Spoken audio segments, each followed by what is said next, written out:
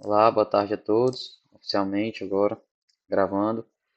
Boa tarde, boa noite e bom dia para quem for assistir na gravação. Não sei em que horário vocês vão estar assistindo. Hoje a gente vai abordar nossa revisão para a V1, certo? Lembrando que a nossa revisão não é o único momento, aliás, o único método que você deve utilizar para estudar para a nossa V1, certo? Aqui a gente vai trabalhar 15 questões. Vamos passar por cima de todo o conteúdo do unidade 2, que são fontes, unidade 3, que são princípios, e unidade 2, parte um, 2, 3 e 4, que são os nossos direitos sociais, certo? Aqui vão algumas informações importantes referente à nossa AV1. A nossa AV1, a primeira chamada será agora, segunda-feira, dia 9, e a segunda chamada no dia 11. A primeira chamada contará com uma prova objetiva e subjetiva, certo? Que no caso valerá de 0 a 10. E na segunda chamada, uma prova de 0 a 10, porém um caso concreto. É apenas uma questão que irá avaliar você de 0 a 10, certo? Vitor, o nível, assim, depende do que você considera difícil, né? Eu nunca fiz segunda chamada, mas já vi algumas questões da Aline, por conta que eu ia para a entrega de avaliações, ela já entregava as duas juntas e eu observava algumas, certo? Assim, não é um nível absurdo, não é uma coisa de outro mundo. Você que estudou o conteúdo, que está a parte de todo o conteúdo, vai conseguir se sair bem, certo? Mas de antemão é um caso concreto, ela dita um caso concreto lá, e você vai ter que encaixar na melhor solução o, os bens necessários, né? Então, aí vai depender de você, o que você preferir. Se não dá para fazer a primeira chamada e for fazer a segunda, estude que vai dar certo da mesma forma, certo? As duas provas vão valer de 0 a 10, mais 1,5 extra do nosso trabalho, que será liberado amanhã, certo? Lembrando, só frisando, porque sempre tem as pessoas que ainda vão em cima desse ponto, né? A nossa prova, juntando tudo, prova e trabalho, não pode ultrapassar 10. Se você tirou 10 na prova, o trabalho vai ser só a título de você ter estudado. A pontuação não vai valer para somatória. Mas se você tirou ali um 8,5, você fica com seu 10, né? Se você tirou nota máxima no seu trabalho. Lembrando que são 15 questões de trabalho, valendo um décimo cada questão, certo? E você vai, no caso, você vai estudando e respondendo. Vocês vão ter 3 dias, vão ser liberados amanhã. Vocês só vai ser fechado o formulário no dia 20, no dia 8, às 23h59. Então, vocês vão ter aí um tempo bem considerável para responder essas 15 questões, certo? Lembrando que, assim, as meninas perguntaram a questão do nível, né, das questões. Assim, pessoal, são questões também não tão fáceis a ponto de você só chegar lá e já saber o que marcar, né? Até porque elas vão servir para vocês estudarem. Então, se já chega lá, você já sabe marcar, você não vai precisar estudar. Então, tem questões lá que você vai precisar buscar um pouquinho, entendeu? Vai olhar nos slides, vai estudar na doutrina. E é importante que seja observado essa questão do estudo, né? Para vocês não acabarem errando questões por falta de atenção. Tem questões lá que, tipo, realmente é só um pontinho assim que determina o resultado dela, né? Então, se não for observado esse ponto, se não for lido bem o enunciado e respondido na medida correta, vocês podem acabar errando e perdendo a questão. A questão do trabalho um, perdão, porque tem alunos aqui de relação de trabalho, mas também tem alunos de trabalho um. Vocês vão ver agora que a gente vai abordar também questões da unidade 2, parte 4. Vocês ainda estão vendo essa unidade, certo? Então, possa ser que surjam questões aqui que vocês não saibam responder, mas fiquem tranquilos que quando a Aline terminar o conteúdo, vocês vão saber toda essa unidade 2, parte 4. E também para as pessoas de relações de trabalho, como a gente não conseguiu ver a parte 4 no último GED, eu já fiz a gravação e já está no YouTube, certo? Então, assim que você assistir lá, pode me mandar lá uma mensagem no WhatsApp que eu passo o link da presença, certo? Voltando aqui para a nossa prova, já passei os informativos do trabalho e do modelo de prova e avaliação. A nossa prova também pode ser consultada, porém só pela legislação não comentada, certo? Você pode levar sua CLT, você pode levar seu vade-mecum, mas não pode ser comentado, certo? A questão da atualização que eu frisei lá, a Aline permite atualizações com posts, por exemplo, post-it. Você tem, por exemplo, um Vadmec de 2022. Se você fez todas as suas atualizações ali com post-it, ela não vai questionar, certo? Ela vai deixar tranquilo. Agora você não pode levar anotação, levar umas anotações lá no papel dentro do Vadmec, não pode. Aí ela não vai permitir. E a unidade, como eu falei, unidade 2, todas as partes, 1, 2, 3 e 4. Unidade 3, unidade 4, para a nossa prova. E por onde estudar? Estudem por tudo, pessoal. Tudo que vocês tiverem disponíveis. Os slides da Aline, os meus slides, os nossos JEDs. A prova da Aline de segunda-feira não entra contrato de trabalho e relações de trabalho, correto? Não, não, Orlando. A, é, a relação de trabalho e o contrato de trabalho vocês vão ver agora a partir da unidade 5, certo? Isso não vai entrar. O nosso conteúdo para a V2, para a V1, perdão, ele terminou na nossa unidade 2, parte 4, certo? Voltando aqui, né? Vocês não utilizaram todos os métodos de estudo que vocês tiverem disponíveis, certo? A prova da linha, assim, modesta parte, ela não é uma prova de sete cabeças. É uma prova bem tranquila para quem estudou. Ela só cobre o que ela deu realmente em sala. Então, podem ficar tranquilos que para quem estudou todo o conteúdo, vai conseguir fazer uma boa prova. Com relação aos podcasts, eu vou publicar o podcast até sábado, certo? Vou divulgar lá o canal do Spotify. Para quem aí gosta de fazer uma caminhada, de quem tem gente que gosta, né, de fazer uma caminhada estudando, ou então quem está indo em caminho à universidade para poder estudar. Então vamos lá começar com as nossas questões para poder a gente conseguir abordar todas elas até o final do nosso JED.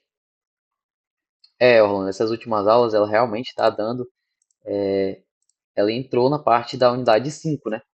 Mas ela não vai ser cobrada em prova, vai ser somente a unidade 2, porque ela já terminou o conteúdo. Então aí é importante que vocês participem. Se vocês não quiserem ligar o microfone, podem digitar no chat, certo? A gente vai fazer assim, eu vou botar a questão, eu vou ler a questão, para quem, por exemplo, tem gente que está no estágio, está só ouvindo, eu vou ler a questão e no próximo slide já é a mesma questão com a resposta correta, certo? Então sinta-se à vontade para colocar aí no chat que vocês acham que é a questão correta, certo?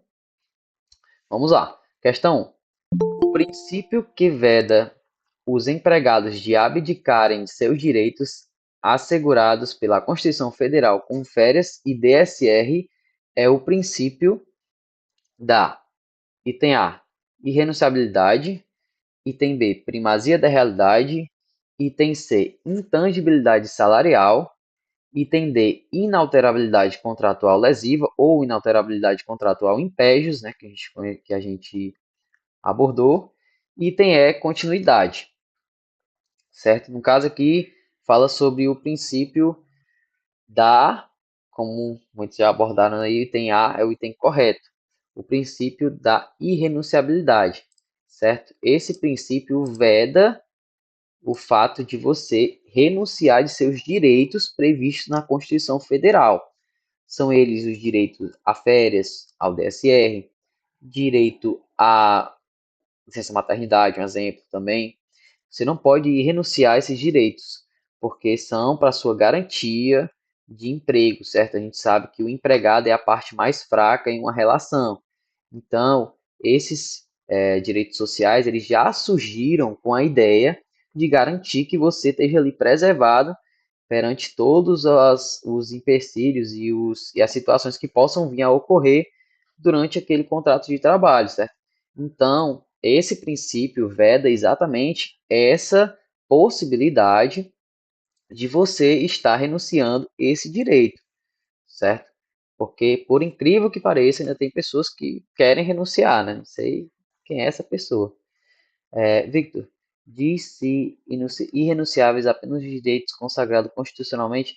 Assim, o Carlos, em via de regra, é para ser todos os direitos que estão pertinentes ao empregado, certo? Porque no caso, se você tem um direito ali, já é para melhorar sua condição, né?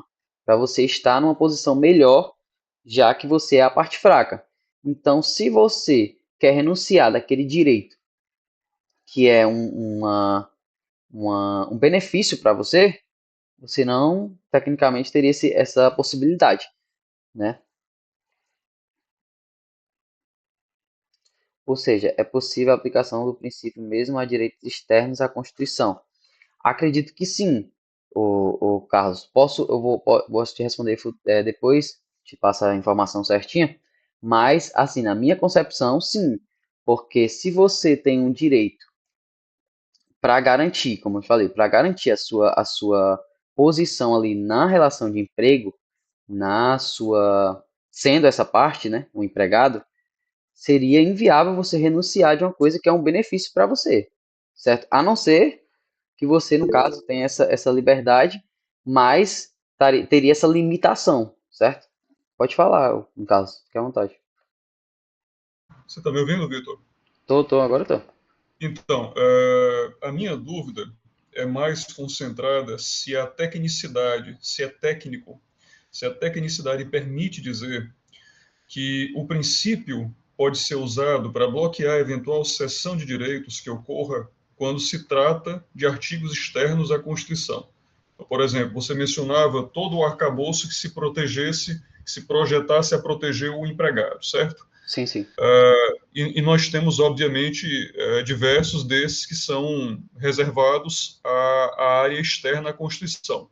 Nem Sim, tudo é sim. constitucional, né? Sim, sim. Então, se é possível usar o princípio, se digamos nessa questão que você apresentou, né, o princípio que veda os empregados abdiquem de seus direitos assegurados pela Constituição Federal. A única coisa que, para minha pergunta, eu suprimiria seria, por exemplo, lhe perguntar se eu retirar aqui Constituição Federal e utilizar como exemplo algum direito que não seja resguardado especificamente a Constituição, pensar uma coisa própria da CLT. E aí eu realizasse a mesma indagação, com o mesmo quadro principiológico, ainda seria viável a resposta recorrendo através do princípio da irrenunciabilidade? Tô entendendo a tua pergunta, Cláudio. Eu tô só respondendo a professora aqui, um momento. Tranquilo. Entendo sim o que você está abordando, certo? Eu acredito que o quê? Que como a gente tem direitos que são regulados, como você falou, direitos que são regulados por normas extras à Constituição, um exemplo claro é o FGTS, que é um direito que é regulado por lei própria, certo? Eu acredito que sim, estariam encaixados nessas condições por você citadas, certo? Por conta que, como eu citei, são benefícios que estão dentro de uma relação de emprego, mas que eles estão externos à Constituição. É isso que você quis abordar, não é isso?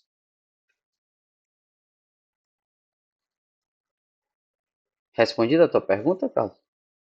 Perfeito. Aí, juntamente, eu vou só frisar sobre os conteúdos aliás, sobre os conteúdos, não, sobre os princípios, porque eu abordei poucas questões relacionadas a ele, mas a gente também tem um princípio da norma mais favorável, certo? Top, Carlos, qualquer coisa pode ficar à vontade.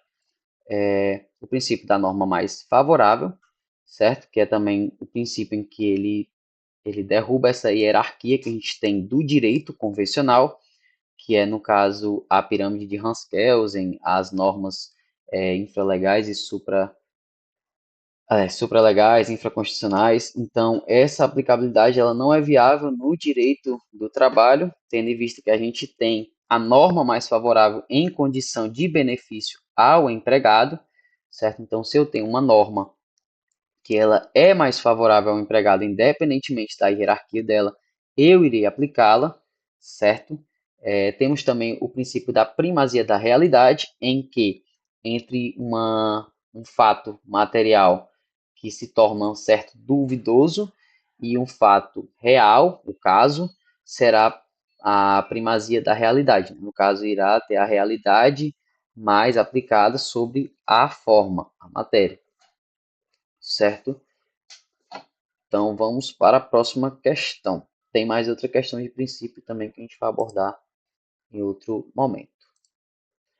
Questão 2. João é empregado rural na fazenda Novo Sol. Sua jornada é de segunda a sexta-feira, de 21 às 5. 21 da noite às 5 da manhã, com intervalo de 1 hora para a refeição. Considerando o caso retratado, assinale a alternativa correta, a afirmativa correta. Item A. A hora noturna de João será computada como tendo 60 minutos. Item B. A hora noturna rural é reduzida. sendo de 52 minutos e 30 segundos. Item C. A hora noturna será de João acrescida de 20%. Item D. Não há previsão de redução de hora noturna nem de adicional noturno para o rural. Franco botou item B, Carlos botou item B. Vocês, alguém mais tem alguma sugestão aí do item correto? Orlando botou item B. Se quiserem ligar o microfone também, pessoal, fiquem à vontade, certo? Vocês que mandam aí.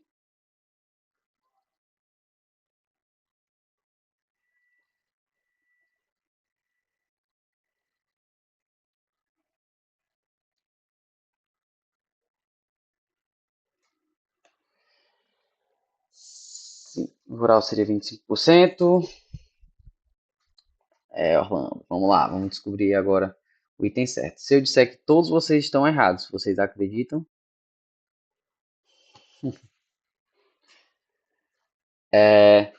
Verdade, Orlando, o que tu está citando é isso mesmo, certo? A lei que regula o empregado rural, que é a 5.889 de 73, ela redige que será um adicional de 25%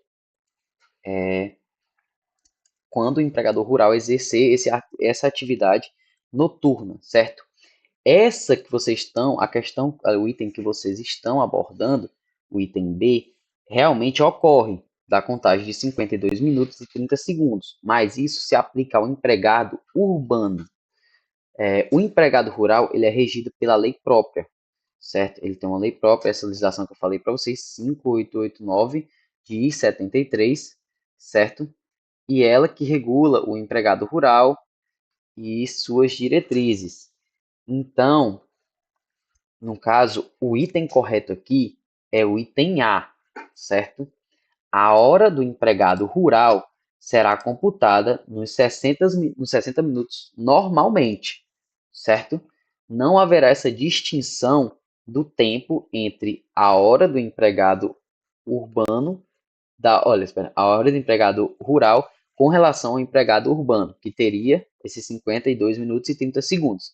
E também tem essa diferenciação do adicional, né? Como o João falou, que o empregado rural tem um adicional de 25% sobre a hora noturna. O pobre do canavieiro aí é um pouco prejudicado, né, nessa situação. Sem falar também noturno, né? Porque o horário deles muda, né? Enquanto o nosso é a partir das 22, o horário do funcionário, o rural, no caso, as lavouras, é de 21 às 5 e os da pecuária é de 20 às 4. No caso, tem essa alteração, por conta que eles normalmente têm uma rotina que se inicia mais cedo, né? Por exemplo, na pecuária, quando eles vão colher o leite do gado, é bem cedo mesmo, é bem cedo, cedo, cedo. Então, essa hora dele é mais reduzida, certo? Outra questão abordando sobre princípios, certo? Questão 3. Com relação aos princípios trabalhistas, assinale a alternativa correta. O princípio da continuidade da relação de emprego prevê que os contratos devem ser de caráter temporário e, em exceção, os mesmos deverão ter a sua prorrogação por tempo indeterminado. Orlando disse errado, Franco disse errado. Mais alguém aí se voluntaria a responder essa questão? Perfeito, Carlos.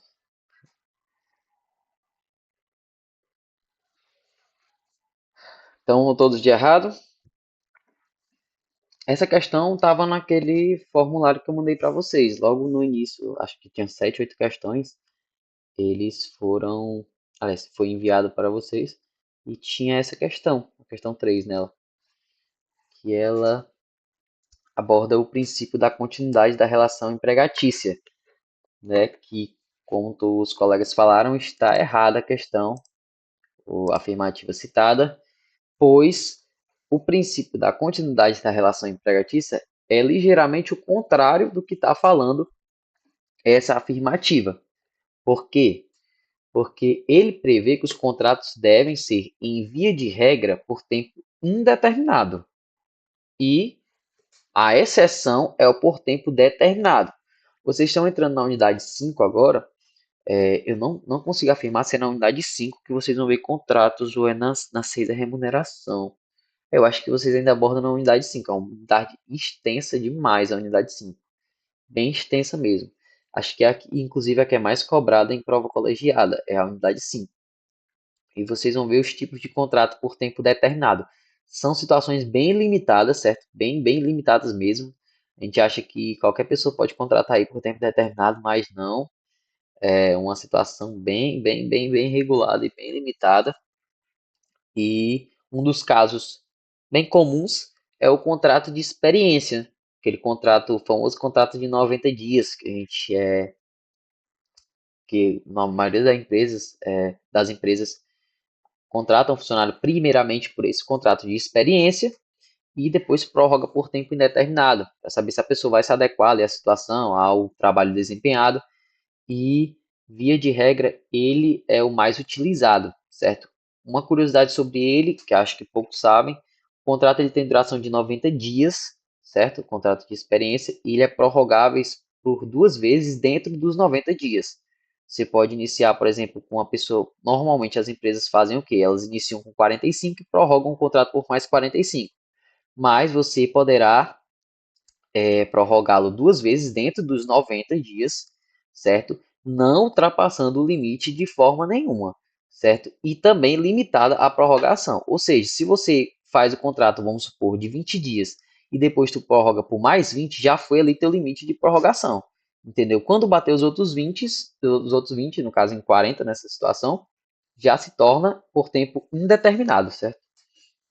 Vocês vão ver isso mais à frente, a Aline vai destrinchar bem destrinchadinho para vocês e vocês com certeza vão compreender. Sim, sim, tá fora do conteúdo, Carlos. Foi só um adendo aí do futuro bem próximo, porque vocês já estão entrando na unidade 5. Nossa questão 4. Vamos lá para a nossa questão 4 agora.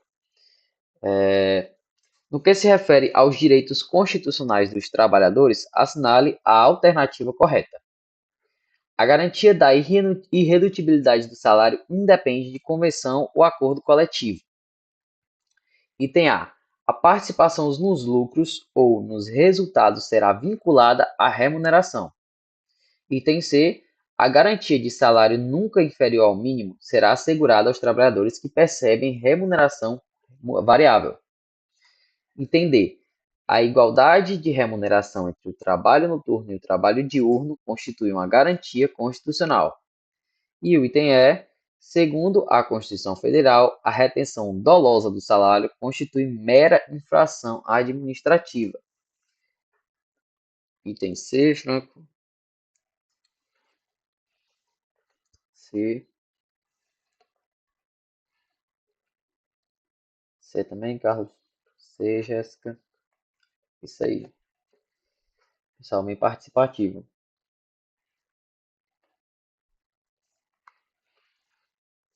Alguém mais se arrisca aí a responder? Alguém do contra? Vem para voltar aí num D, no A. Eu acho que é a D, mas eu acho que eu tô errada. Você acha que é a D, não? Ô, Rose, cara. 12, Vitor. Meu Deus. Você acha que é o D? Alguém mais aí se arrisca aí contra a maioria?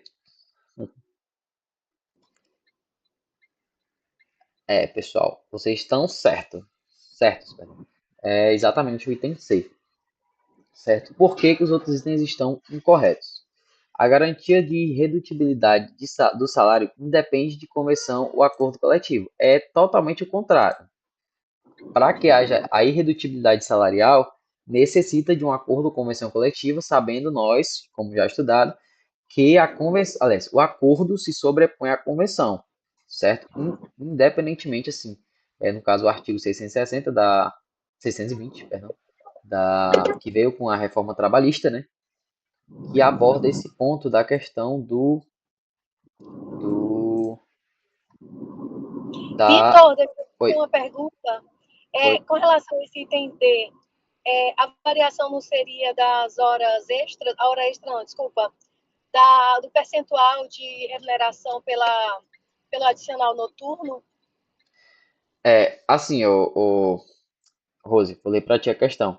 É, a igualdade da remuneração entre o trabalho noturno e o diurno constitui uma garantia constitucional, certo? Aqui, no caso, está dizendo o item que o salário de quem trabalha diariamente, no dia, perdão, e a pessoa que trabalha na noite, eles vão ter salários iguais, entendeu? É uma igualdade de remuneração. Então, é totalmente contrário, no caso. A pessoa que trabalha na noite, ela percebe a remuneração do adicional noturno, que é quando ultrapassa as 22 horas, certo? Então, é esse o ponto. Eles não são salários iguais, porque um vai ter o percentual de quem trabalha na noite e o trabalho do dia vai ter o percentual, não vai ter percentual, vai ser o seu salário normal ali, no caso, dependendo se você tiver o piso da categoria ou se for um salário estadual, vai independer de remuneração de porcentagem, que é no caso aplicado ao funcionário que trabalha no período noturno, certo? Tá bom, eu pensei que era pegadinha, eu pensei que se referia ao salário sem os adicionais, sabe? Ah, sim, você fala do salário bruto no caso, não é isso? Isso. Entendi. Obrigada. Nada, Rosa. À vontade. Existem dois incisos no artigo 7º da Constituição que são flexíveis, salvo esse da irredutibilidade de salário. E qual era o outro? Não estou conseguindo entender a tua pergunta, Orlando. Esses artigos que são flexíveis, incisos, perdão. Não consegui identificar. Eu acho que se tu tivesse referindo à questão do salário, o salário tecnicamente ele não era para ser, né, em dia de regra. Só que, sim, sim, todos os incisos são disponíveis, né? No caso, são garantias de direito adquirido. Salvo o ACC, Acordo Coletivo de Trabalho, aliás, Acordo Coletivo, é isso que você quer falar? Sim. Porque no caso assim, acho que o que você está querendo se referir é a questão do acordo coletivo, ele se sobrepõe à convenção coletiva. É isso que a linha, acho que a linha tem abordado. É porque, assim, com a reforma trabalhista, né, que alguns chamam aí de deforma, ele trouxe o artigo 620, que ele aborda que sempre, via de regra, sempre, acho que ele quer estudar as exceções, a irredutibilidade. A irredutibilidade, é exatamente isso, ponto. Esse é o ponto, do acordo coletivo ser o único que o acordo e a convenção queriam propor uma certa irredutibilidade. Via de regra, o salário ele é irredutível, ele não pode ser rebaixado, né? Mas, salvo em acordo ou convenção coletiva, poderá haver essa irredutibilidade, certo? E no caso de acordo, principalmente, entendeu? Que é no caso, por exemplo, eu tenho até uma questão, vou colocar para vocês, uma questão que caiu no concurso, certo? Eu passei essas questões para a Aline, que ela vai utilizar futuramente com vocês. Mas é exatamente esse o ponto, entendeu? Falava essa questão que o quê? Que a convenção coletiva preveu uma redução da carga horária, certo? Em 1 hora. Aí veio o acordo coletivo e reduziu em meia, certo? Então, no caso, eles trabalhariam 7 horas anteriormente e o acordo coletivo veio e reduziu só meia. Aí, no caso, que aplica o quê? O acordo coletivo. Entendeu? Depois da reforma trabalhista, anteriormente à reforma trabalhista, iria ser o princípio da norma mais favorável. Duração do trabalho normal não supera 8 horas. O inciso. Primeiro inciso, duração do trabalho normal não supera 8 horas diárias e 44 horas semanais. Facultada a compensação de horário e redução de jornada. Sim, aí no caso você está abordando o banco de horas, não é isso? E a duração do trabalho normal não superior a 8 horas diárias e 44. É a mesma coisa, exatamente. É no caso a exceção, o Orlando. Existe a exceção da hora com o banco de horas, mas isso aí já é outra coisa, já está abordando no caso hora extra, não são horas de convencionais. Eu acho, esqueci o nome, Vitor, Vitor? que Oi. o que o Orlando está falando são esses dois.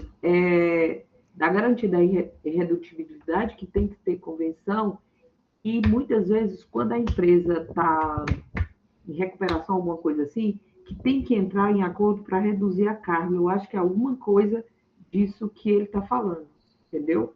Sim, Que sim. reduzir a carga horária só pode reduzir isso se Por meio de. tiver acordo Exatamente. indicado entrar. Eu creio que seja isso. Pelo menos na, na recuperação judicial da Enel.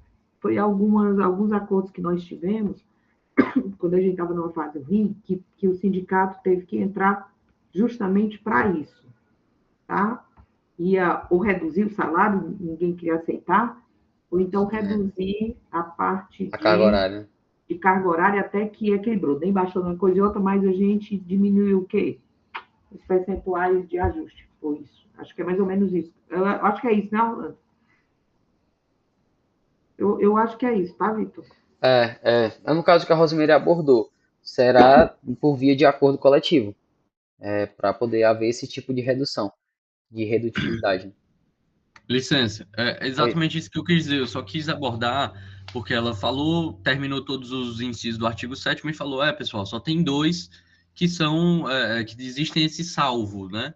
Que é por É, acordo com convenção coletiva, que em regra o salário ele é irredutível, salvo tananã, tananã. E o exatamente. banco de horas, que seriam esses dois únicos incisos que seriam mais flexíveis em relação à indisponibilidade e inalterabilidade. Exatamente. Agora eu entendi, Orlando, tua pergunta. É basicamente o que vocês abordaram mesmo, pessoal. Esses dois incisos poderão entrar em acordo coletivo e, no caso, seria ele haveria essa flexibilização, inclusive, para prejudicar o funcionário, certo? Infelizmente, essa é a realidade. E foi que como eu citei anteriormente, isso anteriormente não era utilizado, mas veio a se utilizar agora por conta da reforma trabalhista que ocorreu em 2017, certo? Que trouxe essa abordagem com o acordo coletivo sempre vai ser superior à convenção coletiva. Inclusive, existem vários questionamentos no STF sobre a inconstitucionalidade desse artigo, certo? O relevante é que o acordo coletivo é meio para flexibilizar essa garantia constitucional. É basicamente isso, Carlos. Basicamente, para flexibilizar. Flexibilizar, inclusive, para prejudicar. Entendeu? Tá, só frisando, tu disse que o acordo coletivo, qual dos dois que é superior?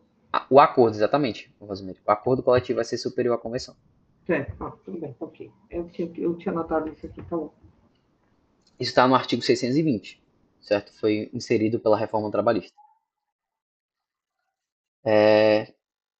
Outro ponto, no caso, que a gente parou no segundo, não foi? A participação nos lucros no resultado será vinculada à remuneração. É o contrário, não há o vínculo da remuneração, o acordo coletivo aliás, o acordo coletivo, perdão, não falei tanto que eu voltei para o acordo.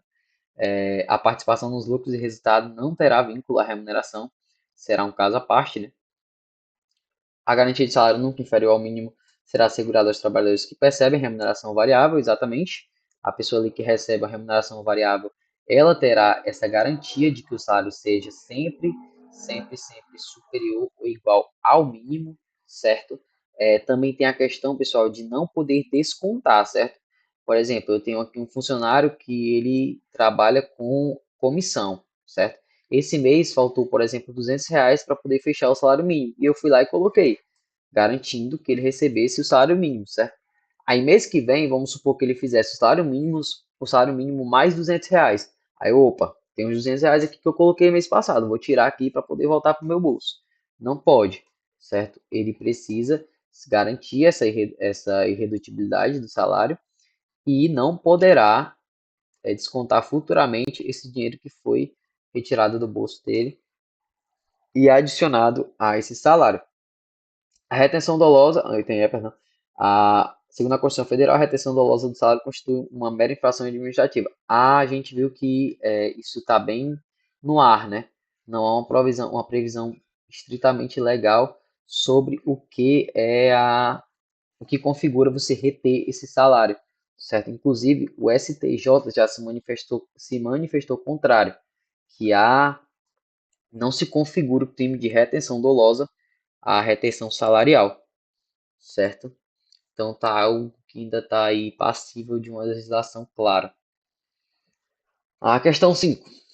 O estudo das fontes do ordenamento jurídico é essencial para captar causas, fundamentos e eventos que culminaram na exteriorização da norma jurídica. A respeito da classificação das fontes no direito do trabalho, assinale a alternativa correta. Item A. As fontes materiais dividem-se em distintos blocos, como, entre outras, as fontes materiais econômicas, sociológicas e políticas. Item B. As fontes formais heterônomas caracterizam-se pela imediata participação dos destinatários principais das normas jurídicas na sua produção, como a Convenção Coletiva de Trabalho. Item C. A teoria monista defende que as fontes formais do direito derivam-se de um único centro de positivação, o Estado. Os costumes são um exemplo de fonte formal autônoma no direito do trabalho. Alguém se arrisca aí na questão?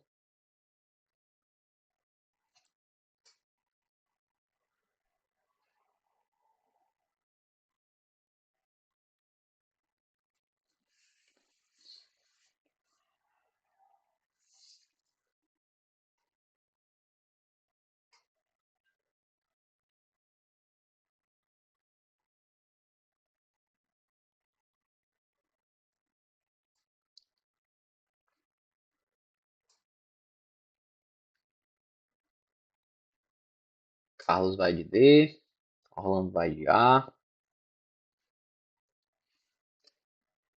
Alguém mais aí se manifesta?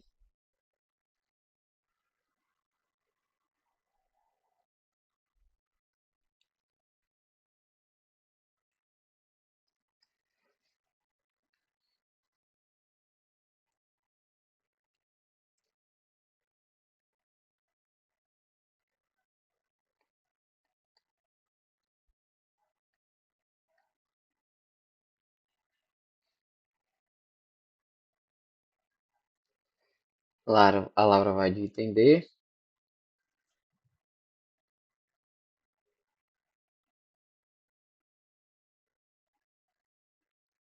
Costume é fonte formal. Carlos aí entrando no mérito, né? Só respondendo a tua pergunta, é incorreto, Orlando, exatamente. Incorreto. O costume é fonte formal, Carlos, mas ele é uma fonte formal heterônoma, não autônoma.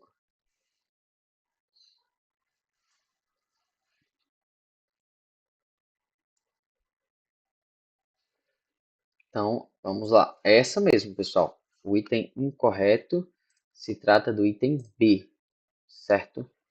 Porque o item B está incorreto. Vamos lá. Como o Carlos já abordou, né? A fonte formal.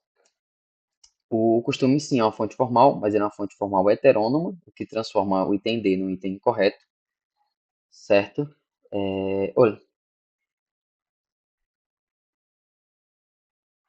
certo?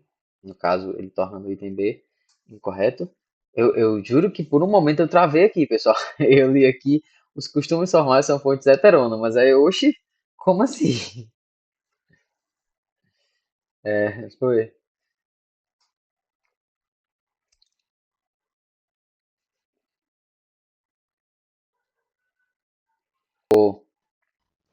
Eu que falei errado, perdão, pessoal. É que eu tava lendo, eu acabei me confundindo. O costume é sim, é uma fonte autônoma. Inclusive, ele tá correto. O item D tá correto, o Laura. Acho que foi a Laura que perguntou. Eu falei que era uma fonte heterônoma, né? Por isso que eu travei aqui, que hoje eu li aqui, oxe, é uma fonte heterônoma. Mas não, é uma fonte autônoma. Costume é uma fonte autônoma. Vitor, Oi, eu não estou entendendo. Onde que está errado o item? onde que tá errado o item? O item B? Item B é o quê? Por que está errado? Vamos lá, vamos ler agora ele para poder a gente entender o que está errado. As fontes formais heterônomas foi eu li trocado e você trocou falando, mas confundimos. O Carlos, a gente confundiu mesmo. Eu falei errado e você, e acho que tu leu errado, foi trocado. Mas acontece, faz parte. Mas corrigindo aí, o item D está correto. Os costumes são um exemplo de fonte autônoma. Agora, respondendo à pergunta da Noemi. As fontes formais heterônomas caracterizam-se pela imediata participação dos destinatários principais das normas jurídicas na sua produção, como a convenção coletiva de trabalho. Noemi, o erro está na fonte formal heterônoma. A convenção coletiva, certo? Ela, no caso, ela é uma fonte autônoma do nosso direito, certo? E a descrição que está na questão caracteriza-se pela imediata participação dos destinatários, está correta, certo? Mas se estaria correta se tivesse na fonte autônoma. E ele fala a fonte heterônoma. Ou seja, a fonte heterônoma caracteriza-se pela imediata participação Entendi, das obrigada. partes, entendeu? Esse é o ponto que está trocado. Se ali tivesse a questão em si, o único ponto que está errado dela é esse nome heterônomo. Se tivesse autônomo, Show. estava certa a questão, entendeu? Então esse é o ponto que Oi, eu tô mais confusa do que eu tava antes. Deixa eu ver aqui. vamos lá, fala. Heteronoma é o que é a participação direta ou não? Não, é o contrário, Laura. A autônoma é que é a Autônoma, participação direta. então por que é chamada autônoma? Oi? Então por que chamaram de autônoma? Não devia... Autônoma é meio solitária, na boa dela. Não, acho que ele está mais vinculado ao fato de a pessoa integrar a essa criação da norma, entendeu? Essa foi boa, passou a rastreando a turma toda. Por isso mesmo. Pois é, Laura. Então, resumindo, a fonte autônoma, certo, tem a participação das partes diretamente. Já a heterônoma é a manifestação mais do Estado, certo? Ali são as leis, são a nossa Constituição, entendeu? Então ali tá mais delegado a uma função específica. Tipo, tá aqui o que que funciona, é dessa forma que funciona. Então, não há participação direta das partes. Por isso que se dá ao nome de heterônoma. Certo? Não acredito As não, velho. convenções coletivas seria qual? Oi? Mas Agir por eu conta acredito que é própria, porque né? Uma a coisa assim. autonomia, no meu entendimento, é por conta da autonomia das partes, né? As partes se reúnem, no caso, um acordo coletivo, o sindicato, né? Reúne a categoria e toma uma decisão que aí passa a ser válida, passa a ser vigorar como uma norma, né? Passa a ser normatizada. A autonomia nesse sentido, a autonomia das partes, não é isso? Acredito que sim, Neto. Exatamente, porque o pessoal está muito atrelado ao fato de o autônomo ser essa pessoa que age por conta própria, né? Sozinho, pois é, foi o que eu entendi que a Laura falou. Essa autonomia é uma coisa tão É, solitária, por isso que. Mas é com pois é. relação à autonomia das partes de se Acho reunir, no caso do sindicato da categoria, se reunir, né, com a categoria e é, tomar uma decisão que vai ser validada, né? exato. Acho que acredito também que está vinculado ao fato de sua voz ser diretamente ouvida, né? Nessa Isso, questão. Tipo, isso, você porque tem. estamos Sim, na. sim. A questão de não ser como. O contrário, como você bem explicou, do contrário que seja heterônimo, que vem do Estado, né? A norma é já estatal, né? Não teve a participação coletiva das partes, né? Essa autonomia. Já vem uma coisa hierarquicamente de cima para baixo, né? Uhum, Eita, agora exatamente. aumentou, viu? Então quase isso, velho. Tá na minha janela aqui. Eu vou jogar uma pedra. Pior é a gravação, né? Mas tá muito alto aí, pessoal. Ah, não, dá para passar. Ah, meu Deus. Parece que não estão passando, acho que eles estão parados aqui. Não tem condição, não, velho. Vai colaborar eles mesmo. Sim, vamos para a nossa questão C, pessoal. Relativamente às fontes e à hierarquia do direito do trabalho, assinale a alternativa correta. A sentença normativa é considerada fonte material do direito do trabalho. O direito de entender. O direito do trabalho segue a clássica teoria de Kelsen, sujeitando-se à pirâmide hierárquica rígida das normas. Item C. A norma de menor hierarquia, quando mais favorável ao empregado, repele a norma de posição hierárquica mais elevada e a supera na concessão da proteção ao trabalhador. Entender. A Revolução Industrial é considerada uma fonte formal do direito do trabalho. Carlos, item C. A norma de menor hierarquia. Item C. Item C.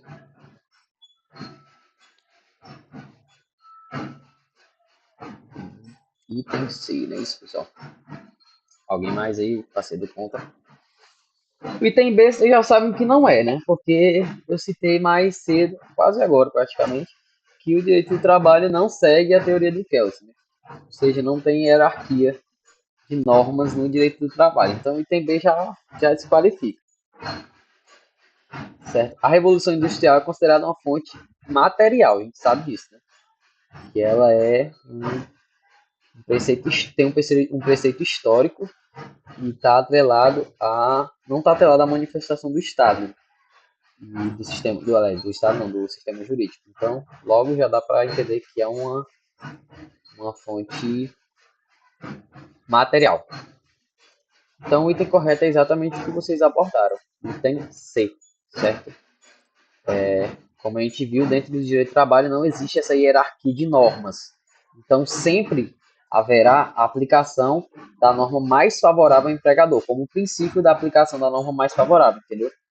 Então, ele repele a posição hierárquica da norma superior, certo? Então, se eu tenho, por exemplo, aqui um acordo coletivo, uma convenção coletiva, para ser mais específico, que trata que a hora extra deve ser acrescida de, no mínimo, 100%, certo?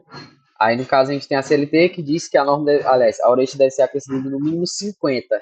Então, será aplicada a convenção coletiva, independente dessa normatividade superior da CLT, certo? Vamos para agora o item 7. Olha, item 7 não, questão 7, perdão. Questão 7. Marque V para a alternativa verdadeira e F para as alternativas falsas. Perdão, a dicção tá falha aqui. Não faz jus ao pagamento... Vitor, não está aparecendo a 7. Esqueci de passar a questão. Oxe, não está aparecendo para vocês? Continua congelada na 6, da questão 6 ainda. Sério? Sim. Tá aparecendo sim. Agora a 7 não apareceu? Acho que talvez tenha travado para ti aí, Neto. Aparentemente está aparecendo para todo mundo. Aqui está aparecendo. Tá? Também está aparecendo, continua na 6. Sério? Quer entrar e sair de novo, Neto, para ver? Regularizou agora. Foi? Regularizou. Apareceu. Acabei foi pulando aí, já mostrei a alternativa certa para vocês.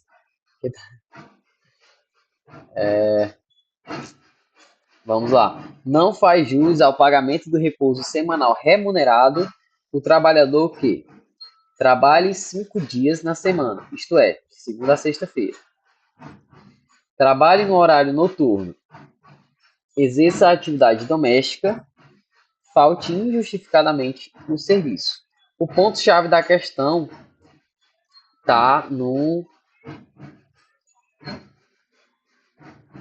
Sabe onde está o ponto-chave da questão? Item A, né, olha? Acho que tu não observou o ponto... Oh, não, perdão, porque eu vejo... É atividade doméstica, né? Não é isso, pessoal. Vocês não observaram também o ponto-chave da questão.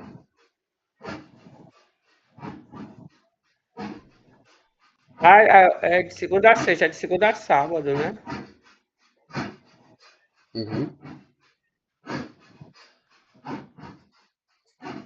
É isso. Ó, não faz jus ao pagamento do repouso semanal remunerado. Certo? Não faz jus, galera. O ponto é não faz jus. Certo? A pessoa que trabalha de 5 dias na semana, ele tem direito ao repouso semanal remunerado.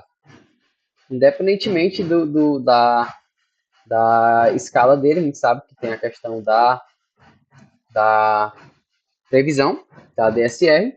Então, se ele trabalha 5 dias na semana, e tem gente que a gente sabe que trabalha em horário comercial, e tem o seu DSR, no dia da semana, entendeu? Então, ele faz jus, sim, ao repouso semanal remunerado. Quem trabalha no horário noturno, ele também faz direito ao semanal remunerado. O ponto da questão é que não faz jus, ou seja, quem não pode receber o pagamento do repouso semanal remunerado, certo? Que é, no caso, o item D, que é o que o Carlos está abordando, o Franco, o Neto está abordando. É o item D que está incorreto. Pessoal, por incrível que pareça, eles estão ensaiando aqui na minha rua, vocês não têm noção disso. Eles estão indo e voltando no meio da rua. Tô com ódio já aqui. Mas vai dar certo. Então, o ponto errado.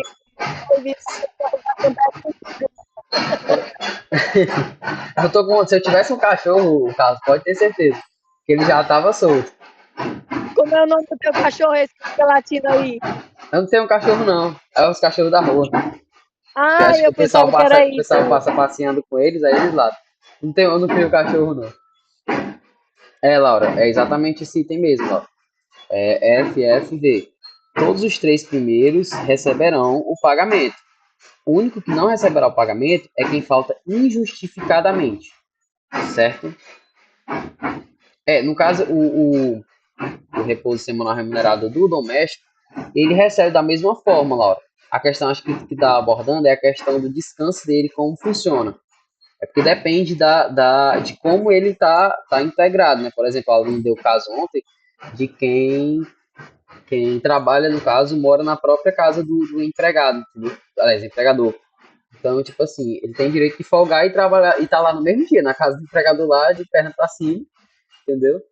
É o lugar onde ele mora. Então a folga dele, se ele quiser passar o dia lá, ele vai poder passar o dia. Não sei se férias ou algo assim, mas é diferente. Tem alguns pontos que são diferentes, Laura. A gente não vai entrar neles agora, porque a professora vai abordar isso futuramente com vocês. O empregado doméstico tem alguns pontos diferentes, tanto que ele é regulado por lei própria, assim como o empregado rural, certo? Mas a gente não vai ficar entrando nesses pontos agora, por quê? Para poder não confundir a cabeça de vocês, certo? Isso não vai ser objetivo de prova, então não vai, beleza, não vai ser objetivo de AV1, então não tem sentido eu estar abordando para poder vocês não se confundirem. Isso vai ser visto na unidade 5, Val. É extenso demais, unidade, exatamente isso. Então cai na V3, exatamente. Cai na V3, mas é bem superficial. Vocês vão abordar bem, entrar bem nessa lei na unidade não, perdão, na cadeira de relações de trabalho. Não sei se relações de trabalho você vai permanecer como trabalho 2. Então nela vocês vão abordar direitinho como é cada lei, vão entrar mais na lei, no caso no FGTS, na lei do empregado rural, na lei da empregada doméstica, vocês vão entrar mais nessa questão, certo? Então é isso aí, entender é o item correto. Vamos agora para a questão 8. Questão 8 bem facinho, que todos vocês já saibam aí. E tem questão 8. De acordo com as regras do aviso prévio proporcional ao tempo de serviço, quantos dias de aviso prévio terá o funcionário que possui o plano de empresa? Certo? Já sabem que para calcular o aviso prévio, cada funcionário que tem até 1 ano de empresa, ele tem direito a 30 dias, certo? Então, se você trabalha por tempo indeterminado, trabalhou ali 2 dias por tempo indeterminado, você tem direito ao aviso prévio de 30 dias. E, no caso, a cada ano completo, vai ser somado, vai ser multiplicado por 3. Nesse caso, vai ser 8 vezes 3, mais os 30 dias, certo? Então, dizendo aí que quer entender. Alguém mais aí? Vai com o Franco, com o Neto. Meu Deus, eu tô com raiva disso aqui, ó. Série B. A respeito de 7 de setembro é complicado. 15 vezes 8, Laura? Não, é 3 vezes 8. Você vai contar 3 dias a mais para cada ano que ele tiver de empresa, certo? No caso, você vai multiplicar o 8 por 3, certo? E aí vai somar com 30. Totalizando os 54 dias. Certo? Tem um limite, não tem? Tem o limite, o Erismeire. Independentemente de quanto 90. Exatamente. O limite de 90 dias. Ou seja, se a pessoa ultrapassar de 90, ela vai ter só os 90. Certo? Porque também a intenção do aviso prévio é garantir que a pessoa ali se prepare, já que ela está saindo. Exatamente, o Carlos. Mas vocês estão conseguindo me ouvir, né, pessoal? Sim. Esses 90 dias, aliás, esse aviso prévio, Meire, é para garantir, assim, que a pessoa se prepare, por exemplo, ela não tem um currículo atualizado, ela vai atualizar. Porque eu não tinha lembrado aqui, eu anotei, sabe? Exatamente, 90 dias, certo? Mas todo mundo entendeu, né, pessoal? Todo mundo sabe calcular. Isso aqui vai cair na prova de vocês, pessoal. Vocês podem ter certeza. Vai ter uma questão dessa. Ela vai botar lá para vocês calcularem. Eu tenho certeza. Isso é mais certo do que a prova. Então aí dá para tirar uma questão aí só um pontinho tá garantido, certo? Questão 9. Ana, com 40 anos, no caso agora um caso concreto. Ana, com 40 anos de idade, é secretária da empresa Direito do Trabalho por Amor e possui direito ao gozo de férias. Seu empregador propôs que, ao invés de usufruir 30 dias corridos das férias, Ana usufruirá de formas fracionadas. Acho que está errado aqui. Usufruirá de forma fracionada entre 3 períodos, para que a empresa não fique com a vaga desfalcada. De acordo com a legislação vigente, tem A. Pode perguntar, né? Ela tem casa com o patrão? Oi? Ela tem casa com o patrão? Tá travando um pouco a tua voz pra mim, Rose. Ela está perguntando se ela tem caso com o patrão. É porque é possível dividir três vezes as férias. Existe essa previsão, né? De passar lá em 3 vezes as férias. Existe, o Neto. Não pode ser o primeiro a passar, ela não pode ser menos de 14 dias, não é isso? A primeira não pode ser. No caso, eu não posso dar a resposta aí. Vamos lá. Vamos ler os itens aí, que tá tudo no item aí, bem certinho, bem descrito. Item A. Não há necessidade de concordância de Ana para que as férias sejam usufruídas em até 3 períodos, sendo que eles não poderá ser inferior a 15 dias corridos e os demais não poderão ser inferiores a 5 dias, certo? Item B. Não há necessidade de concordância de Ana para que as férias sejam usufruídas em até 3 períodos, sendo que um deles não poderá ser inferior a 14 dias corridos e os demais não poderão ser inferiores a 15 dias corridos, cada um. Pessoal, eu vou só parar aqui o áudio e a gravação, que eu vou ali para outro quarto, porque esse aqui tá me incomodando muito. Rapidinho.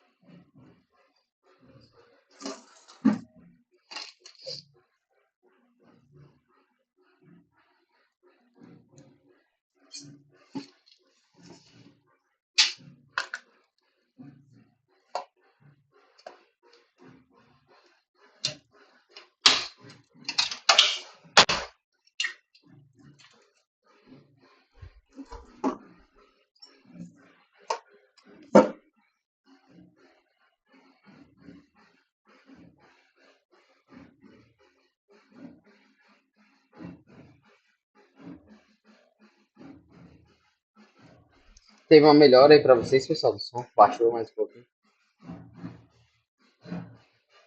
Isso aqui tá um porre. Na hora que a gente vai dar... Show. Tudo bem. Vamos lá. Não vi diferença entre a e a B, né? O ponto-chave da questão é o item D, né? No caso, o item correto, como a Elismeire citou. O ponto-chave da questão... Oi? Desde que haja concordância ou não pode ter concordância. Tipo assim, é o que a gente tem que se ater nessa questão, né? Exatamente. Esse é o ponto, Rose. É porque deve haver a concordância, certo? O empregador, ele não vai chegar e determinar que as suas férias será de forma fracionada, certo? a legislação exige que haja a concordância do empregado. Ou seja, se ele chegar para a Ana e disser, Ana, você vai tirar as férias, ela não é obrigada, entendeu? Mas, se ela concordar, aí tá perfeito, entendeu? Ele pode quebrar as férias. Agora, de que forma? Como o Franco citou, né? O Neto, perdão, né? Porque eu vou muito pelo nome de vocês aqui da chamada. Aí, no caso, entra a questão do fracionamento, que não pode ser um dia menor, aliás, um período menor que 14 e os outros inferiores a 5. Então, o limite vai ser essas três divisões, certo? Poderá ser dividido em 3, mas um dia não poderá ser menor que 14 e os outros não menores que 5. E não existe uma ordem, né? Não é que o primeiro tem que ser menor que 14. Entendeu? Um não pode ser menor que 14.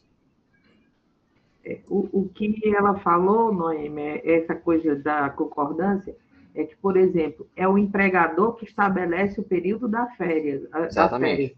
Tá? O empregado não pode, eu não quero tirar em janeiro. Ele disse, mas digamos, por exemplo, mas eu quero que você tire em janeiro. Eu preciso que a sua atividade esteja aqui em janeiro. E aí o empregado não pode dizer que não. Exatamente. A concessão das férias, após você entrar no período aquisitivo, né?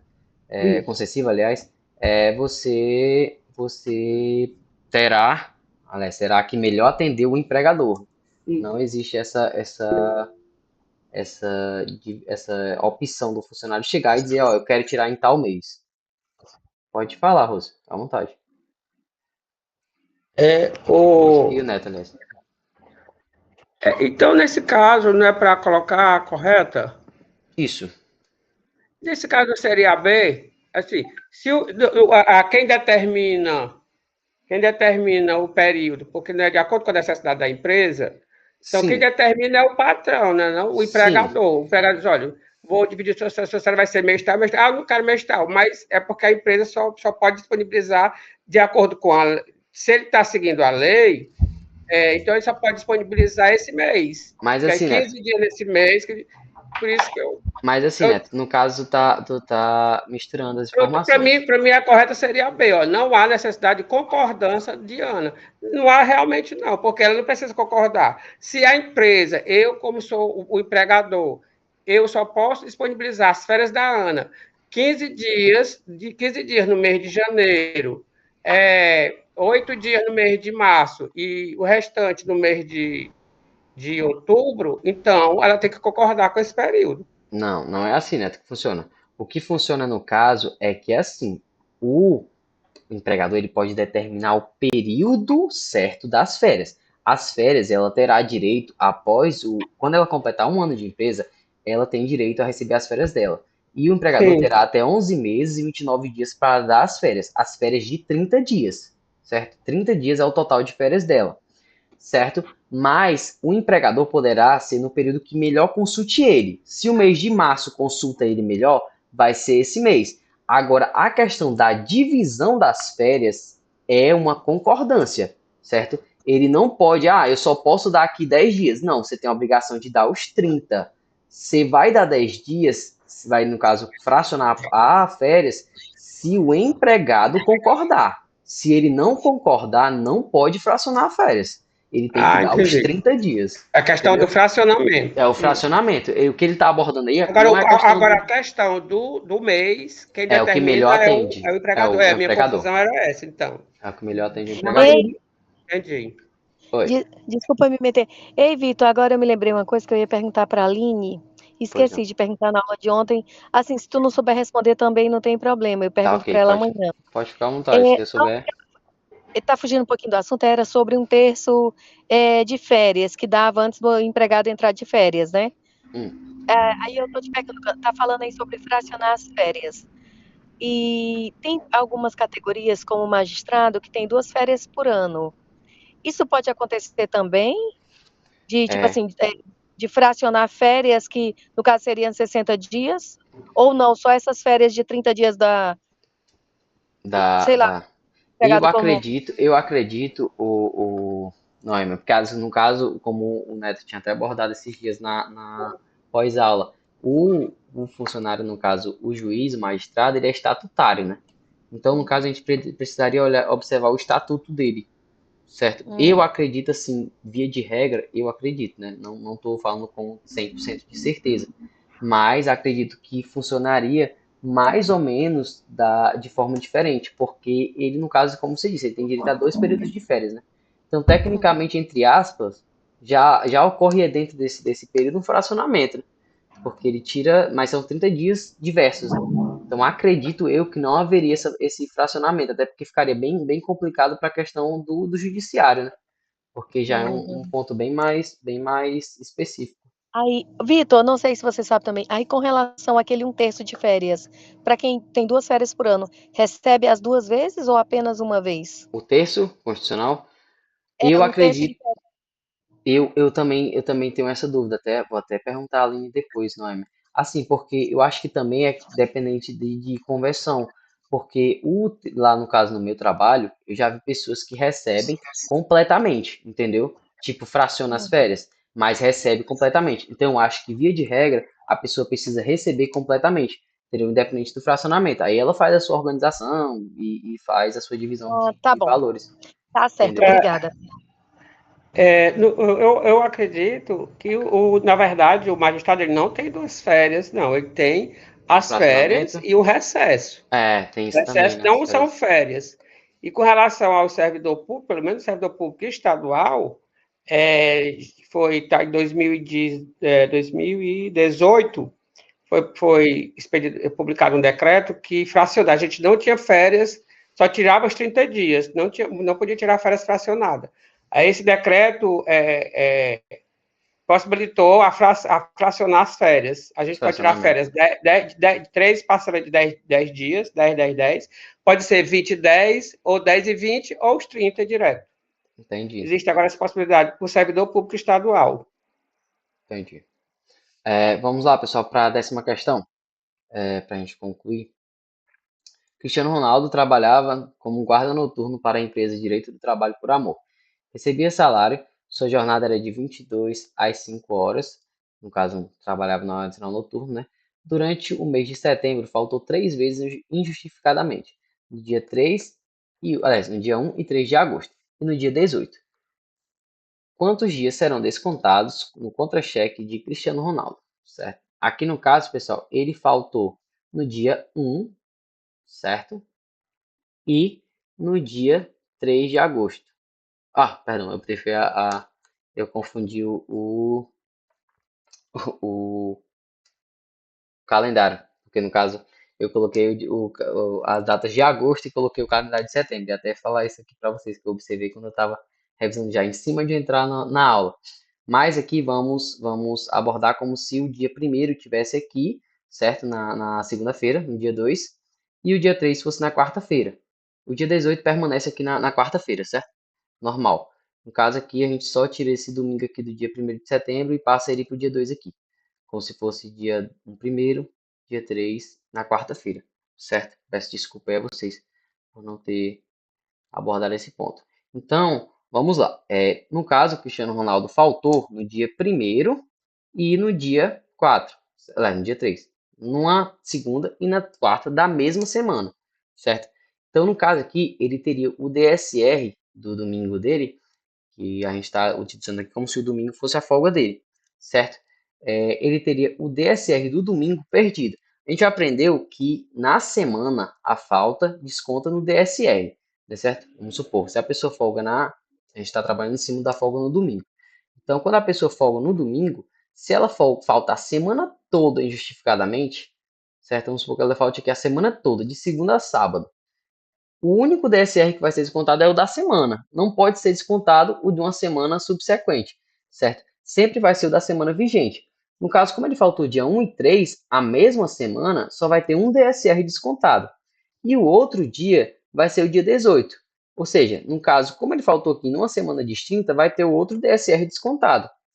Nesse caso aqui, ele terá 3 dias descontados, certo? Que é o dia 1 e 3, e o dia 18, e 2 DSR, tendo em vista que as faltas dele só ocorreram em 2 semanas, certo?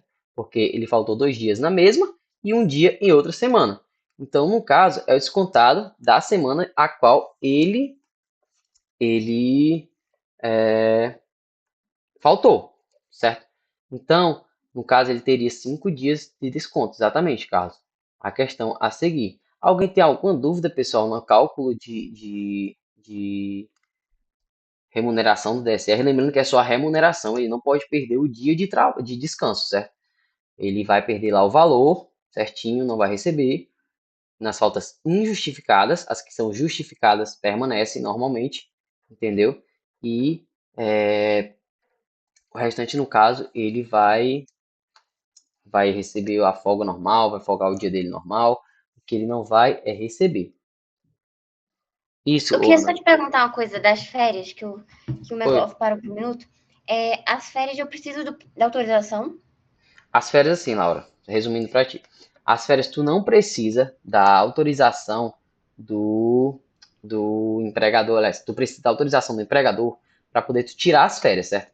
O empregador que vai determinar um mês melhor para ele, para a aplicação das tuas férias, certo? Se tu, no caso, por exemplo, se o melhor mês que atende ele é março, tu vai tirar em março, entendeu? Quem vai determinar isso é ele. O mês, o período, né? É determinado por ele. Você não pode haver uma opinião sua. Você pode opinar, né? Perguntar e tudo mais, mas se ele quiser que seja num mês diferente do que você quer, o que vai prevalecer é a vontade dele, certo? O empregador que determina. A questão ali das férias, do fracionamento, é que é diferente, entendeu? O fracionamento é que é preciso a anuência do empregado. Eu preciso concordar para que minhas férias sejam fracionadas em períodos de um não menor que 14 e o restante não menor que 5, limitado a 3 fracionamentos, certo? No caso, 3 só pode ser dividido em 3 as nossas férias. Certo? Entendeu, Laura? Certinho? Foi, ô Ana, eu só errei o calendário. Peraí, o que eu Pode ia falar? perguntar? Sobre as férias, mas eu confundi, porque precisa da autorização da mulher, da funcionária, para dividir. Para dividir, exatamente. Para Ou dividir precisa seja, da autorização dela. empregada, sou a funcionária, não preciso de autorização dele para tirar férias, mas ele pode escolher o mês. Não é assim. Você precisa da autorização dele, porque se ele vai escolher o mês, você vai tirar o mês que ele escolheu. Mas ele tem que Entendeu? escolher o mês. Exatamente, ele que vai escolher o mês, não é Mas ele você. tem que escolher o mês, eu tenho Tem direito que a essas escolher. férias. Tem que escolher. Dentro do período, né? No caso, quando você tem um ano de empresa, aí você entra no período concessivo das suas férias, né? No caso, você já pode ter você já passou do período aquisitivo, fez a aquisição das suas férias, e aí você entra no período concessivo. O empregador terá até 11 meses e 29 dias para poder conceder essas suas férias, entendeu? Então, é Tá nesse bom, período que então, ele vai determinar. aí as férias, mas precisa da autorização da funcionária para fracionar as férias. Para fracionar, precisa da autorização. Senão, no caso, para fracionar, ele vai precisar obrigatoriamente. Mas para determinar quando vai ser as férias dos 30 dias, se for só os 30 certinho, ele vai escolher lá o mês e você vai tirar as férias. Vitor, Oi. mas o funcionário também pode escolher, desde que o patrão concorde, Desde que né? ele concorde. Eu Se ele citei, disser assim, olha, eu anteriormente. quero tirar minhas férias esse ano no mês de abril. Com Aí o patrão disser certeza. assim, não, tudo bem, dá certo, pode ser, dá Com certo. certeza. Ok. Eu O citei isso funcionário pode normalmente. escolher. Agora, se o empregador Vai concordar, tudo bem. Agora, aceitar se é ele outra não questão. concordar, É. assim, não, as suas férias desse ano só pode ser no mês de novembro. Só a possibilidade é só. Aí tudo bem. Mas se ele Exatamente. se ele concordar, não tem problema, né? Exatamente. É como o Carlos falou. Até porque o empregado é que, primeiramente, ele vai dizer qual mês que ele gostaria de tirar. Se o empregador concordar, ok. Aí, se ele não concordar, aí que vai ter que mudar, de acordo com o Exatamente. que ele determinar. Né? Exatamente, né? Eu falei isso anteriormente no momento da questão. Eu citei que no caso, se o empregador aceitar a sua opinião, tranquilamente. Se eu chego pro meu empregador e eu queria tirar em março, é o que melhor me atende. Se o empregador disser, beleza, tá ok, tira, entendeu? Mas se ele disser que não, você não tem o que fazer, entendeu? Você, como o Carlos disse, você não vai poder impor de forma nenhuma. Se você impor, você vai entrar numa causa de punição, né? No caso, ele vai poder lhe punir, vai poder dar uma advertência, lhe dar uma suspensão, e o período que você faltar vai ficar descontando seu salário. Porque férias mesmo é só quando ele quiser. Entendeu? Nossa questão 11ª, certo? Com relação ao seguro contra acidentes de trabalho, assinar a alternativa correta.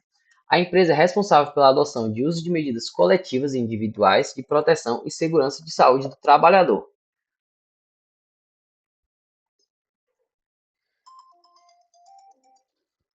Oi? Nicole, não entendi os 5 dias da 10ª. Como assim, Nicole? Eu não estou conseguindo entender. Essa questão. Os 5 dias da 10ª. Vamos voltar lá para te explicar direitinho. Assim, Nicole. O total é 5 dias, por quê? Porque ele faltou 3 dias injustificadamente, certo? Quando você falta numa semana, aqui no caso, esquece o mês aqui no caso, esquece a questão.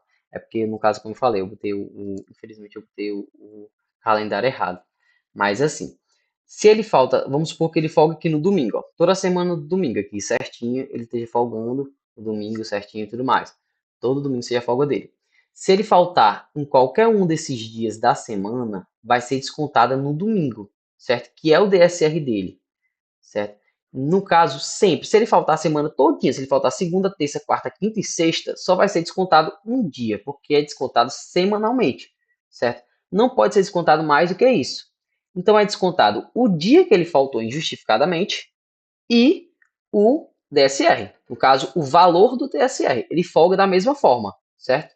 Ele não vai ter perdido o dia de descanso. Ele vai perder o valor da DSR dele, que ele seria pago pela remuneração do descanso dele, certo? Então, o que acontece? Se ele faltar numa semana, vai ser descontado na DSR. No caso, aqui no caso citado, ele faltou na mesma semana. Dia 1 e 3 é na mesma semana. Então, vai ter os 2 dias que ele faltou descontado, mais o DSR. E o outro dia foi dia 18, foi em outra semana. Então, ele teve o dia 18 descontado e o DSR. Então, ele teve 1, 2, os 2 dias primeiros faltados e o DSR 3, mais o outro dia faltado injustificadamente, mais o DSR, totalizando 5, que foram 2 DSRs, certo? No caso de 2 semanas, e os 3 dias faltados injustificadamente. Assim, totalizando os 5 dias de desconto. Entendeu? Deu para entender certinho? Perfeito. Vamos lá para voltar para a questão. A questão 11ª é certíssima, certo? O nosso empregador ele tem que ter a garantia de medidas de proteção. No caso, né? A segurança do trabalho é essencial para que o empregado não seja prejudicado, não tenha um acidente de trabalho, não tenha alguma forma de ser prejudicado no seu ambiente de trabalho. Então, é a obrigação da empresa que preze por normas, por segurança e por também objetos, aliás, EPIs, equipamentos de proteção individual, quando é necessário. Lembrando. 12ª. Analise os itens a seguir e assinale a alternativa correta. Item A. É assegurado o trabalho a menores de 16 anos, independente da qualidade de aprendiz. Item B.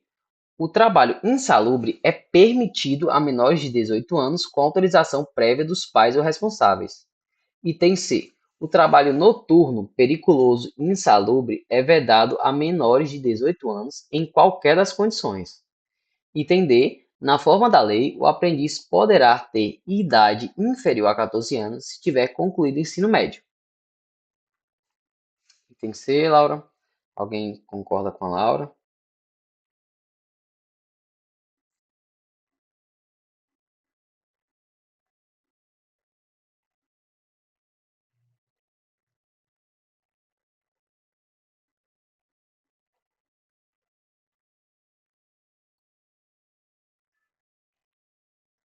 É isso aí, pessoal.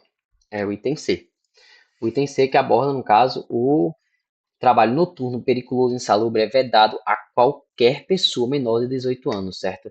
Na qualidade de aprendiz, 16, 17 anos, a gente sabe que, por via de regra, a partir dos 16 pode trabalhar, certo?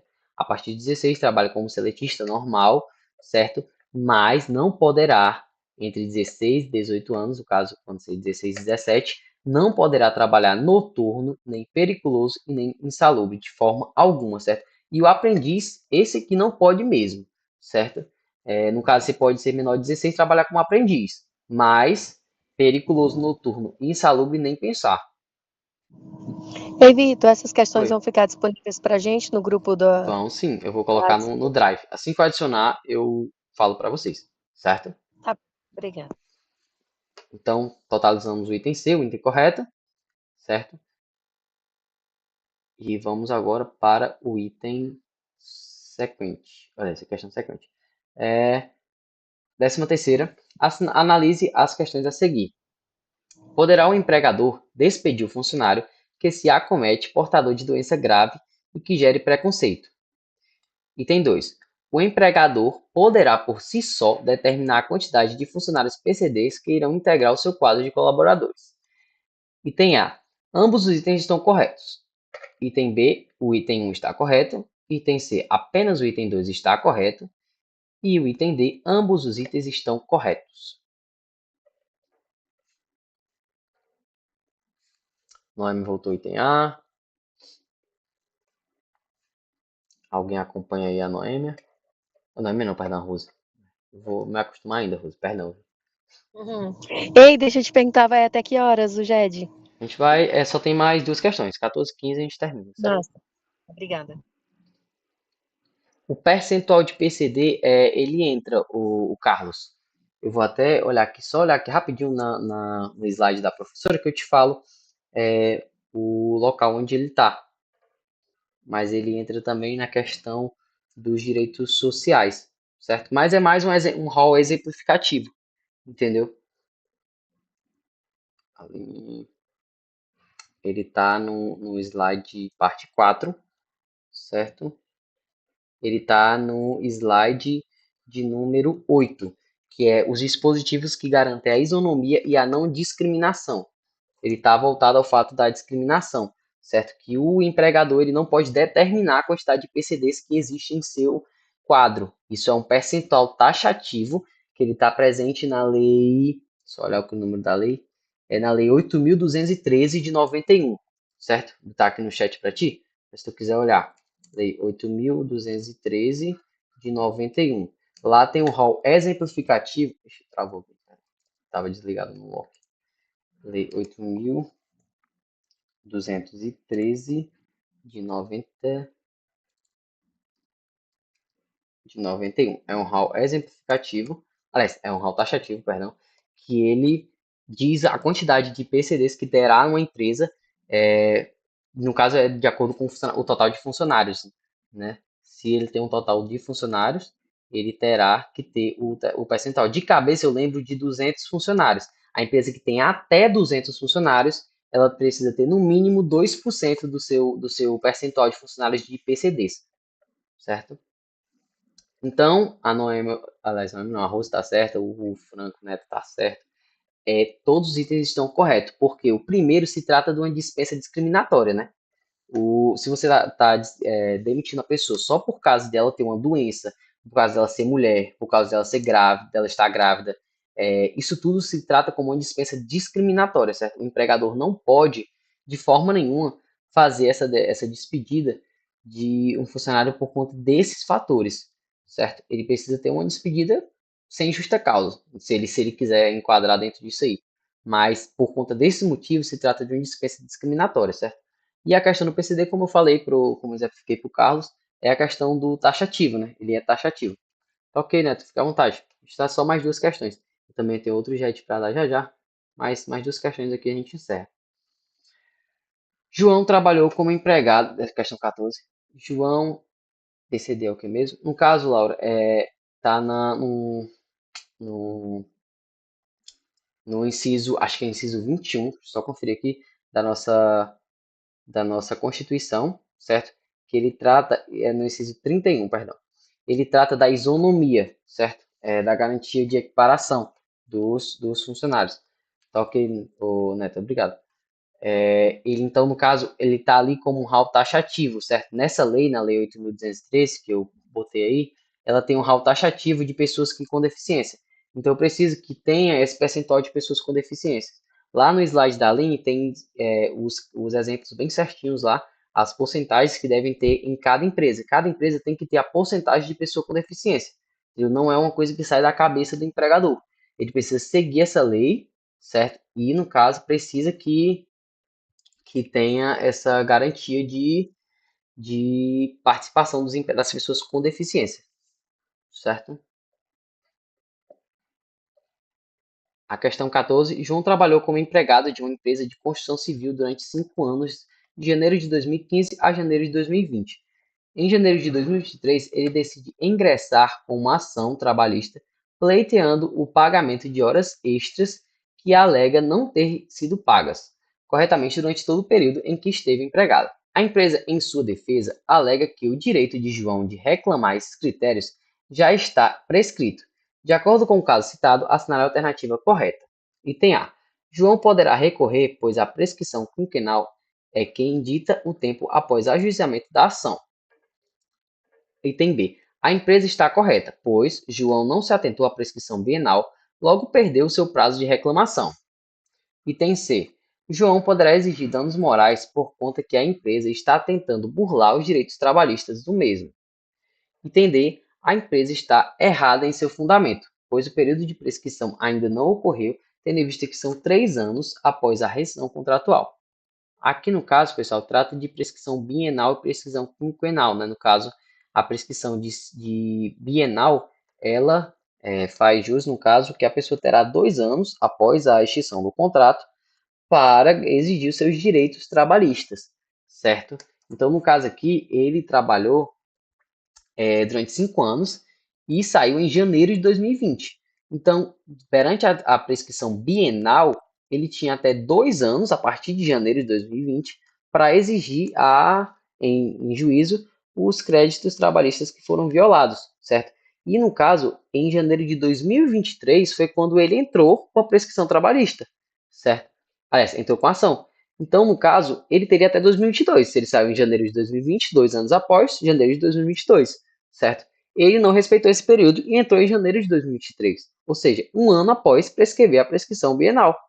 Logo, ele não terá direito, e sim, esse direito dele prescreveu, porque ele passou 1 ano do período que deveria ter sido feita a sua reclamação, certo? Alguém tem dúvida referente à prescrição, pessoal? É um ponto também importante, que poderá ser objeto de prova de vocês. Vitor, ele seria janeiro de 2022, mas ele teria direito a pedir só até 5 anos para trás. No caso, seria entre 2022... Contando com os dois, né? Exatamente, contando com o período de ajuizamento da ação. Se ele entra, por exemplo, vamos supor, em 2021... 2018, eu acho. Não. Se ele entra em 2022, no caso, ele poderia exigir até 2017. 2017, Exatamente. Mas, no caso, como ele entrou se ele entrasse, por exemplo, em 2021, só até 2018, e assim vice-versa, 5 anos para trás, certo? Ele pode entrar até janeiro de 2022 e pedir 5 anos para trás. Para trás, exatamente. Exatamente. Aí teria ser a pegadinha da A, né? Exatamente. É exatamente isso. A pegadinha da A é que ele poderá recorrer, pois a prescrição quinquenal é quem dita tempo de ajuizamento. Não é. É a prescrição bienal que dita o tempo de ajuizamento. Que no caso foi a prescrição que ele perdeu, né? Isso. Então, o item correto da questão é o item B, certo? Item B, a empresa está correta, pois João não se atentou à prescrição bienal e perdeu o prazo de reclamação. Então, ele perdeu realmente esse prazo e não poderá reclamar os créditos trabalhistas. Para a gente concluir, a questão 15, que os trabalhos em turnos ininterruptos de revezamento são os que compreendem os desempenhados por trabalhadores que revezam-se em ambos os turnos de uma mesma escala de serviço, independente da forma de serviço da empresa.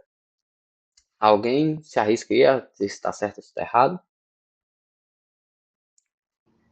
Eu acho que está errado, porque isso depende da forma de serviço que você vai... se a empresa depende da atividade que aquela empresa faz. Exatamente isso. 24 horas.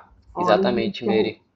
Mary, por Carlos. Exemplo, o centro de operações da Enel, ele não pode parar, mas a parte administrativa, ela encerra na sexta e volta na segunda. Acho que isso aí está errado. É exatamente isso. É o que vocês aí citaram, pessoal. O que a Mary falou, o que o Carlos falou. O texto até aqui, independente, aliás, até serviço está ok. O problema é de independentemente para frente. A empresa ela precisa também ser no caso, está dentro dos padrões que permitam que o funcionário trabalhe de forma ininterrupta. Porque se a empresa não está abordando não está abrangendo, no caso, essa forma de serviço, não tem por que o funcionário também estar dentro aliás, está dentro da situação. Ele vai trabalhar sozinho? Trabalhar com a empresa fechada? Não tem sentido, entendeu? Então, se a empresa não está colaborando com a situação, não vai ter, aliás, não está compactando com a situação, né? Não está dentro dos padrões também do trabalho ininterrupto, não pode a empresa exigir de forma alguma, entendeu? Pessoal, ficou alguma dúvida referente às questões? Se tiver alguns contratempos aí, eu já peço desculpa, certo? Mas, se tiver algum